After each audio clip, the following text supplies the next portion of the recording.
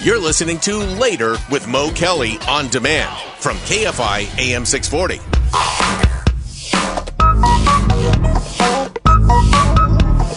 Now on the Mo Kelly Show, it's Tiffany Hobbs, the viral load. She'll speak of all the viral things social media can bring. Facebook, Insta, X, TikTok, the viral load with Tiffany Hobbs. Viral load, the viral load. Viral load with Tiffany Hobbs. KFI AM 640 live everywhere on the iHeartRadio app. It's Later with Mo Kelly. I'm Tiffany Hobbs, and this is tonight's edition of the Viral Load. For our first story, it's a story straight out of 1969 and Woodstock, except for the fact that it's 2024 and the internet. And what am I talking about? Magic mushrooms are back. And in a major way, but also a different way. Oh, kind of like syphilis. Kind of like syphilis, Okay. Mo. There are probably parallels there as well. And what's going on online? Well, people have gotten the bright idea, and I say that very tongue-in-cheek, to binge eat huge doses of magic mushrooms live on social media. This started a few months ago, and it came to popularity with one specific user. He goes by @Chompers2024 on X, formerly Twitter, and he announced in a post that is now viral online that he would live stream himself eating 19 grams of magic mushrooms. However, his post had a caveat. He said he'll do this. He would eat this 19 grams if he received 100 likes. Oh my So gosh. he needed just 100 people to say, yeah, that's a great idea. So he needed 100 people to say, yes, go ahead and do something really stupid. Yep. And it wasn't hard to find 100 people. And in fact, the replies were split. Some people supported what he was doing because, of course, it would be highly entertaining to see this person eat magic mushrooms online and to film their reaction. And others said, no, don't do it. This is extremely dangerous. However, unsurprisingly, Chompers 2024 got that 100 likes. He far surpassed 100 likes, drawing over 300,000 people into this viral video. And like he promised to do, he ate the magic mushrooms online to the delight of his many viewers at the time. And not only did he do that, but he upped the ante a bit. He actually ate a bit more. And there's a user, a professional who's really well versed in magic mushrooms. His name is Dennis Walker. He's a magic mushroom industry expert because this exists. And he chimed in saying, sure, large doses of these magic mushrooms can be potentially great for some people, and they can't always be considered an inherently bad idea. But the intersection of recording yourself on social media and marketing it as a stunt around taking these large doses is a terrible idea. Social media is going to kill us all. It is. And it didn't kill Chompers 2024. Oh, he'll get better at it. He needs to keep trying. Eventually, he'll get it right. But he did spark a trend, Mo, and others are taking to their social media feeds and filming themselves, not just ingesting magic mushrooms, but taking large doses of other drugs as well. Yes, psychedelics. we're supposed to do dangerous things on social media and live stream them and post them and share them, be it Tide Pods, Cinnamon Challenge, whatever. It's Darwinism at its finest, and it's at play. The next story is a lot more positive.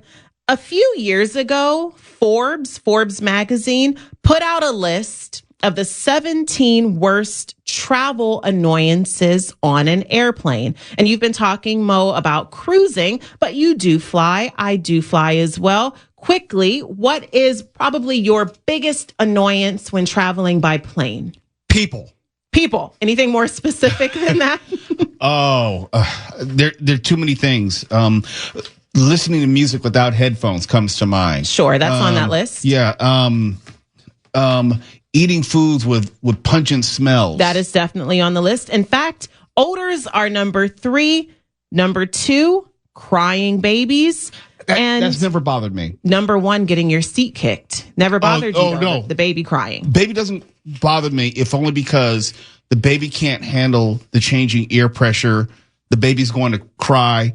Not all babies are going to react well, and I don't blame the parent for something they, for the most part, can't control. Got it. Well, you're empathetic to babies traveling, Yeah. but there are people, unlike you, Mo, who when they see the sight of a baby being carried onto an airplane, completely have an internal meltdown and want nothing to do with the baby in their vicinity. I put on earphones anyhow. I'm either watching a movie or listening to music or snoring, so I don't care. Then you would really like the aspect of this next story that has to deal with earphones and certain things that could be modern convenience. There's a couple who decided that they were going to jump ahead of any possible annoyance to passengers on a plane as they took their 10-month-old daughter, Amelia, on a trip. And what did this couple do? And that's what ended up going viral. You got the baby drunk.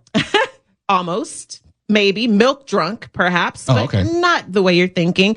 The couple actually created goodie bags, Mo, and they gifted passengers as an advanced thank you, so to speak, for putting up with their baby. And there is audio of one of the passengers receiving the gift bag. Y'all, I have never seen this. So this guy beside of us, he gave us little goodie bags just in case his baby cries.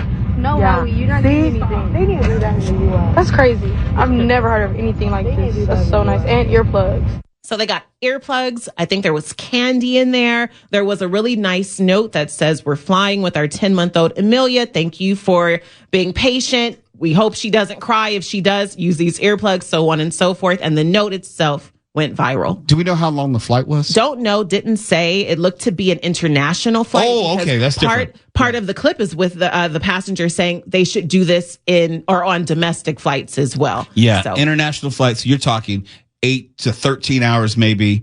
That's a lot of work, but I'm not mad that they did it. I agree. That's what went viral, and that's the end of the first half of the viral load. You're listening to Later with Mo Kelly on demand from KFI AM 640. Now it's time for the viral load with Tiffany. Live on KFI's Later with Mo Kelly. She'll talk about the top hits on social media. The viral load with Tiffany Hobbs. KFI AM 640 live everywhere on the iHeartRadio app. It's Later with Mo Kelly. I'm Tiffany Hobbs, and this is part 2 of the viral load. Virality. Okay. People do anything and everything to go viral.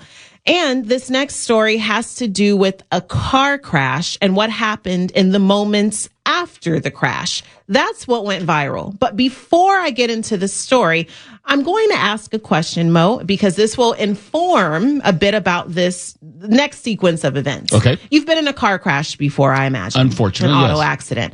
What did you do right after the accident happened? Just walk us through quickly your steps. Which one? Are you talking about the one where I had to avoid someone who ran a red light and I was going through on a green and then I had to swerve and hit a telephone pole? Oh, sure. You can talk about that one. I got out the car and tried to chase after the person who didn't slow down and who just kept driving. Okay. Got out the car, ran after the person. Yep. It was a hit and run, unfortunately. Yep. What about a person who stayed at the actual accident site where it's just a fender bender? What'd you do?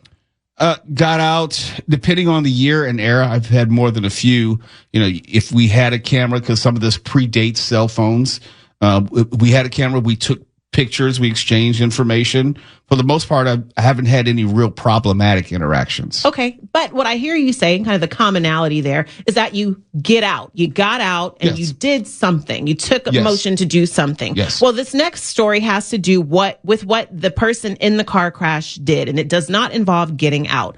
There's a kick streamer, and kick streaming is another type of social media platform, and this person goes by the name Car Snob on this platform. Uh-oh. He was filming a live stream from his car when an unexpected incident happened. And I guess you probably can guess what that incident is. It was a car crash. Car Snob was in his car. It was stationary at the time. And in the background of this video that he's filming for his audience, you hear the sound of a car revving its engine, and it gets louder and it gets closer.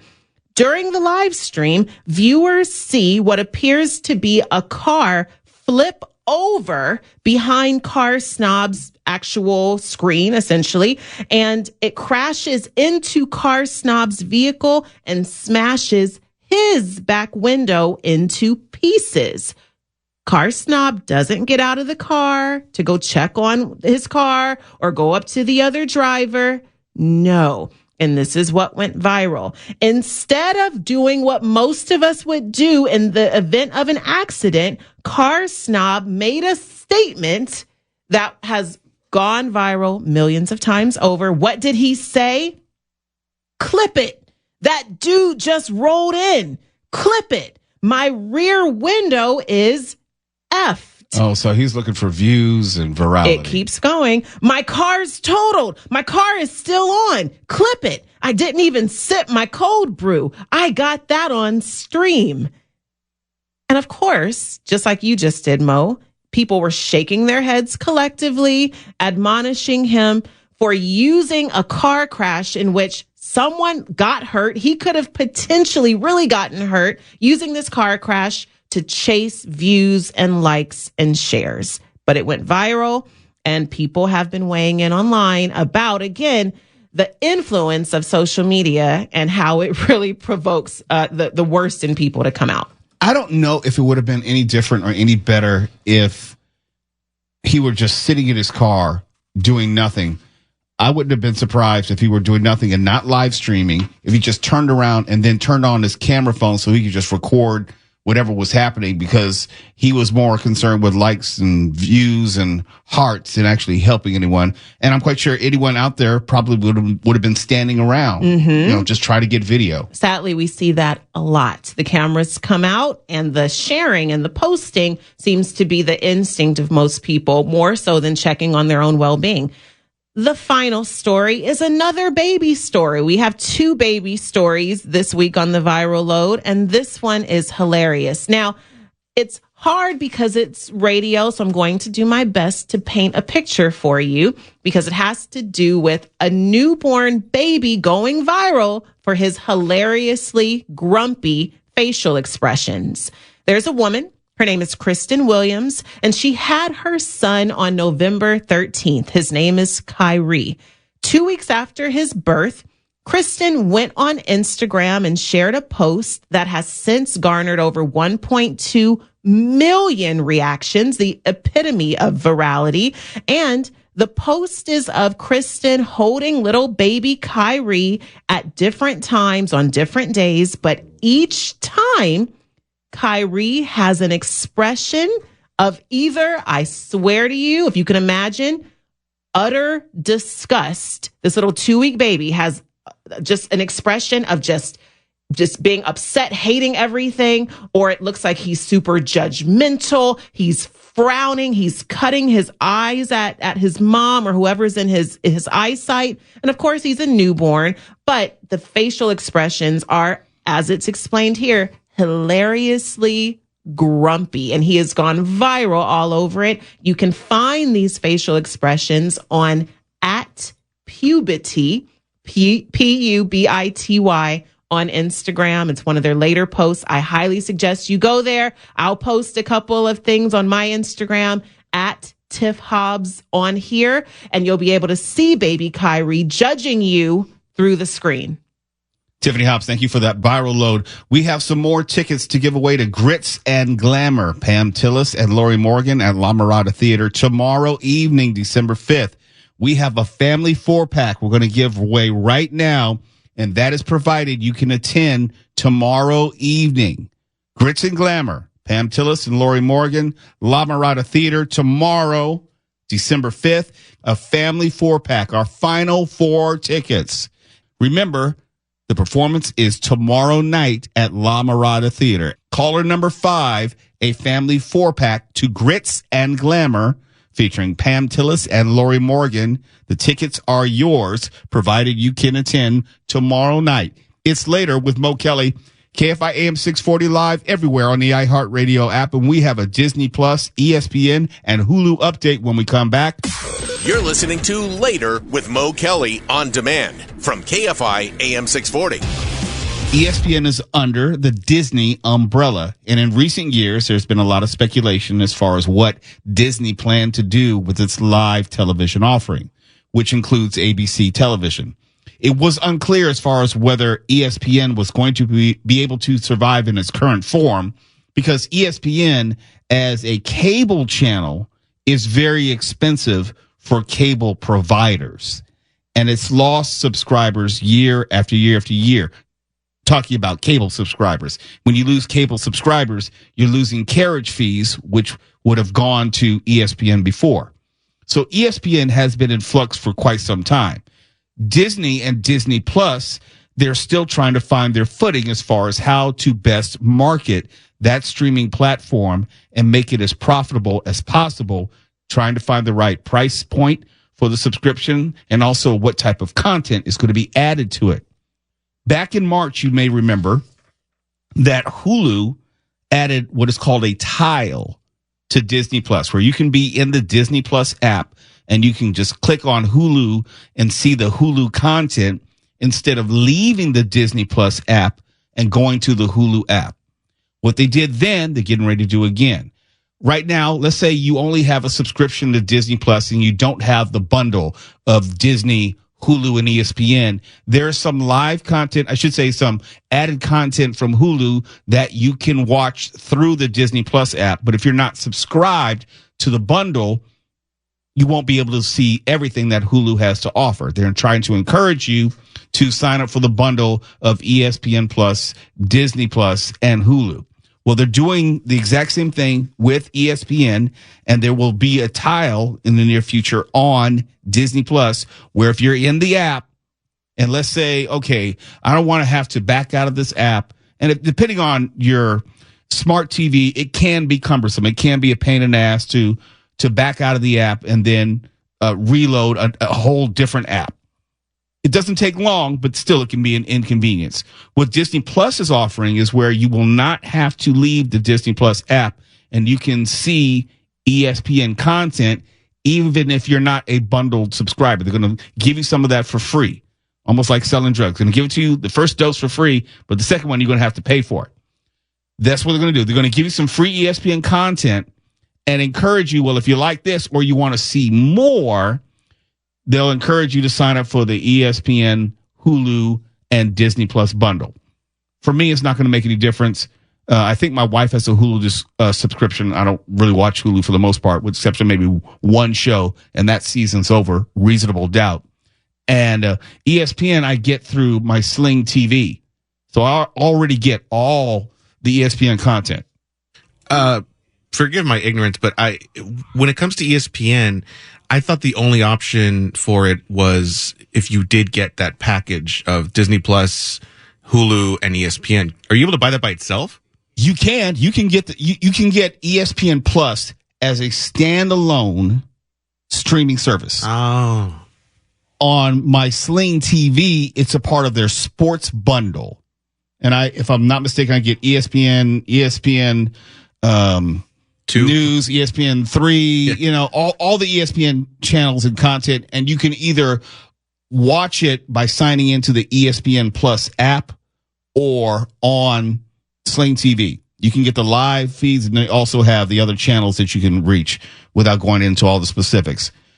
But then we talked about how in recent months they're trying to bundle all these apps together, so you don't have to pay for Hulu as a standalone app. You don't have to pay for ESPN Plus as a standalone app, and Disney Plus. They're trying to put them all together and make it where it feels like one app, one streaming service, and all the content is available in one place. But it's not really. They still want you to pay for the bundle. And if you're like me and you only have the single subscription to Disney Plus, they'll give you some ESPN content. But if you want all of it, you got to sign up for the bundle. I'm not going to do that. I mean, it might be cost effective, but it would be redundant for me because I have access to Hulu and to ESPN, and my wife pays for Hulu. You know, I don't have any real need for Hulu. Every once in a million years, there's something on it that I actually want to see. Mark may disagree. I know that's one of your apps, isn't it? Yeah, wasn't Shogun on Hulu? Yeah, but see, I get that was also an FX show, and I get that content through Sling as well. That's where there's a lot of overlap for me. Especially with Netflix, because I'm noticing they're taking, or not taking, obviously, but they have stuff from HBO, Showtime, Max. I mean, it's like the only thing you need. Yeah, but do you know why? That's what I don't know. I don't understand that. Part of it is to retain that license. To have all these shows and movies on their platforms, they still have to pay for them there. They would rather have hotter titles and get more views. That's why there's older content, which is always leaving Netflix every single month, so they can bring in other content. They're not trying to just be the warehouse of the most content. They're trying to have content that people want to see. Unless you're Tubi and you just don't care. Don't even start with Tubi. Tubi's a gold mine. You can always find something cool to watch on Tubi. Is ghetto fabuloso. Some of the stuff on there is just above college film school, like the bargain bin at Walmart. Yeah, there's some stuff in there. It's like, oh, they actually put this on this app. Well, it's got a little bit of everything. It's got classics. It's got cult classics. It's got trash. And I've been toying for quite some time now about a Mark's Tubi Trash of the Week segment. So don't push me on that front. Why not? Because there are there's some actual gems, and there's some actual garbage, just straight up garbage. I'm telling you, it's got a bigger and bigger reputation. I'm seeing more and more people talk about it. I've been yapping about it for months, if not longer, here, but people are finally picking up on all the cool stuff Tubi has. And I should add, it's free. Well, the more people who watch, and obviously when you're watching, you're seeing the ads, the more quality content that they'll also be able to offer. It's been quality from day one, but yeah, they do add a lot of good stuff, and I'm seeing some newer stuff. I mean, their specialty has been old stuff that's hard to find elsewhere, and you're like, oh my God, I can't believe they have this. But now it's like, well, okay, there's a Diddy documentary on there, which you wouldn't probably have seen before. I've been noticing they're really pushing that, because I have the Chromecast, and that's like the first thing you see when you turn on the TV is check out the Diddy files. Is that the TMZ one? I know TMZ did a Diddy documentary. I didn't watch it. It looks like it's the Tubi original. Oh, because it's like go to Tubi. You can only watch it on Tubi. Oh, then I'll check it out. Is there like a cottage industry for those things now? Is there more than the one? Yes. Because there's enough. I'm guessing here. There's enough information in the public domain that they can use to put these documentaries together, and there are enough people who can tell their stories that you can fit into a documentary. Yeah, if every single accuser made a documentary, you could start a whole new channel. Right. Oh, but speaking of documentaries, I put this in our group text today. If you are a video game fan, if you are a fan of NFL football, there's this new documentary called It's in the Game, Madden NFL. It details the history of the Madden video game. And also the life and time of John Madden in connection to it. It's on Amazon Prime. It's only 4 episodes. And if you have any love of computer gaming or the history of the personal computer or the intersection of sports and entertainment and computer gaming, it is a great documentary. And it's something that I thought I knew more about it than I actually did. I learned so much from that documentary and the behind the scenes. If anything, they did a good job of chronicling it as it was happening, because there's a lot of video from the early 1990s and even late 1980s that I had never seen before. So someone was very, very forward thinking, knowing that these videos, because we're not talking like news reports. We're talking about video shot in the office while they were working on things, working on the game. And the things that were happening as far as the meetings with John Madden, they filmed all of that. So you get to see what was happening from the very, very beginning. It's really good. Were they all drinking and eating meat that came in sausage casings? No, they did say that there were days that they were working so hard they went without bathing and they were just staying there playing the video game for days on end. Well, I believe that. That doesn't really narrow down the video game pro industry very much. No, but it wasn't like the partying and that kind of thing. No, it wasn't that. It was just geeks doing geek stuff. Does it go all the way back to the day with the handheld football games with the dots that move? There are references to that, but this is specifically, well, they talk about the difficulties of bringing the complexity of football 11 on 11, because that's what John Madden, the Hall of Fame coach, wanted. It's not, he said if it's not 11 on 11, it's not real football. They talk about the electric football that we used to play back in the day. Oh, that just vibrated the players around? Like Stratomatic, all those things. They talk about all the various ways that people tried to find entertainment through football, but the Madden game was the first one which actually felt like some semblance of football. They showed the different iterations and everything. It's great. Even more exciting than the vibrating players game. Oh, yeah. When I saw that, it's like, I had one of those. It was great. And you using your imagination more than anything. What were those people even thinking, putting that out for children to buy? I'm surprised that people didn't electrocute themselves, like spilling a drink on it or something. Now I kind of want one. You got to keep me away from eBay. Oh, no, they're on eBay. I've seen them. I can't. No more stuff. I'm going to get thrown out. It's Later with Mo Kelly. We'll check in with George Norrie in just a moment. KFI AM 640 live everywhere in the iHeartRadio app. You're listening to Later with Mo Kelly on demand from KFI AM 640.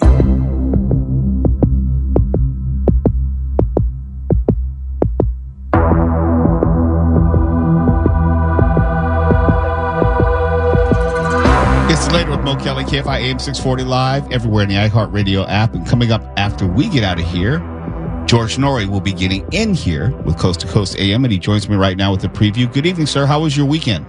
Not bad, Mr. Kelly. How about you? It was less stressful than I was worried about. I just needed less stress, and it was that. That's all I can say. Well, that's good. Less stress is important these days. On our show tonight, we're going to talk about GMO foods and then communicating with the other side on Coast to Coast. All right. I'll definitely be tuning in. I hope to see you in L.A. sometime soon, sir. Couple months. All right. We'll be looking for you. We're going to hook up that lunch date. You got a deal. And I'm going to bring Mark Ronner, too. Okay. Good. He can buy. Wait just a second here. Hey, you're newbies, so you have to buy. Those are the rules. You too. I can't believe Bye, George. this. Yeah. And before we get out of here, those are the rules, Mark. You want to hang out with the big boys, you're going to have to pay your way in. Well, it's just frat night all around now, isn't it? Is there any other way you plan to haze me before we sign off tonight? I'm not getting branded. I'm not getting tattooed, and I'm probably not getting spanked. Probably. I think it's paddled. I don't think it's called spank. You call it what you want. Neither one's happening. Thank you, sir. May I have another? Will not be happening tonight. Hey, I was talking about the Madden. It's in the game on Prime Video. That's what I'm watching. What are you watching? Is there anything new that you're watching, Mark? Yeah, actually, I might go into it in further detail on Friday, but okay. I am almost at the end of The Day of the Jackal on, what is that on? That's on Peacock. And I'm preparing to watch The Agency on, man, what's that on? Showtime. I'm preparing to watch that by watching the original show that it's based on called The Bureau, which is a French secret agent show. And when I say secret agent, not James Bond fantasy stuff, but like, real, more along the Jean Le Carré lines. And the French name for the Bureau is Le Bureau des Legends. It's really good. Very good. What about you, Stephen? Anything? Yeah, I'm still finishing up Fargo, really, really good. But another one that I want to watch called The Platform. It's a sequel, so it's just called The Platform 2. Oh, yes. I saw I'm midway through The Platform 2. Okay, but the original is really cool. It's the whole concept of people basically in jail, and they give you all this bountiful amount of food, but it goes down like 90 floors, so whoever's at the bottom basically gets everyone's sloppy seconds. So I want to know what they're going to do in the second 90 seconds. Yeah. I saw the first one of those. How was the second one? That's what I'm going to watch next. Well, look, I don't think the second one is good as the first one. Okay. Because you don't have the reveal. You don't get in the first one, you're completely in the dark. You're trying to figure out everything. Yeah. The second one it doesn't have the same magic. That was my feeling. But you know, the platform. So yeah, definitely check it out. Though. Yeah, I recommend that if you haven't seen the first one. Yeah, it's oof. The first one was pretty watchable, and it reminded me of some kind of trippy 70s experimental sci-fi stuff that we were exposed to and warped by as kids. They kind of captured that vibe. What I like about those types of movies, I appreciate seeing something that I haven't seen before, something that's completely original, completely new concept, new way of telling a story. You don't need to give me everything at the beginning. And I like to kind of feel my way through the movie, figure out what's going on, why, watching the ingenuity of the characters, how they try to, I don't want to give too much away about the platform, but they have to figure out a way to work together or, you know, fight each other along the way. And not be greedy or stupid. Yeah. It also reminded me of those Cube movies from Sci-Fi. Do you remember those? I don't. Oh, well, I saw the first one, and it's worth a watch. Cube. Okay. People trapped in a thing, trying not to die, trying to figure their way out of the thing. Right. I like those movies. It sounds like, I think you were watching it, Mo, or Amy King was watching Silo? Both of us. She was the one who got me into Silo. Okay. Yes. Yeah. Silo is on Apple TV, and it's about this colony of people after the quote-unquote Holocaust. Because it's not told to you exactly why they're there. Supposedly there is some sort of worldwide airborne pathogen which kills people inside of 10 seconds being exposed to it, even in a suit. But you know that the people are being lied to or have been lied to along the way. It's not exactly as it seems, but it's a slow burn and reveal.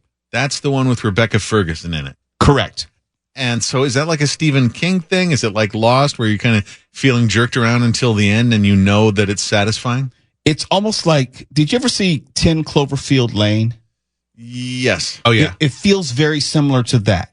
You know there's danger out there, or you believe, or you're being told that there's danger out there, but there's more danger in here. And there's a sinister element in here that's more immediate than the supposed danger out there. That's a perfect way to describe it without giving it away. Yeah. Yeah. Because if you've seen it, you know what you're talking about. Mm-hmm. So, yeah. Feels very similar. Okay.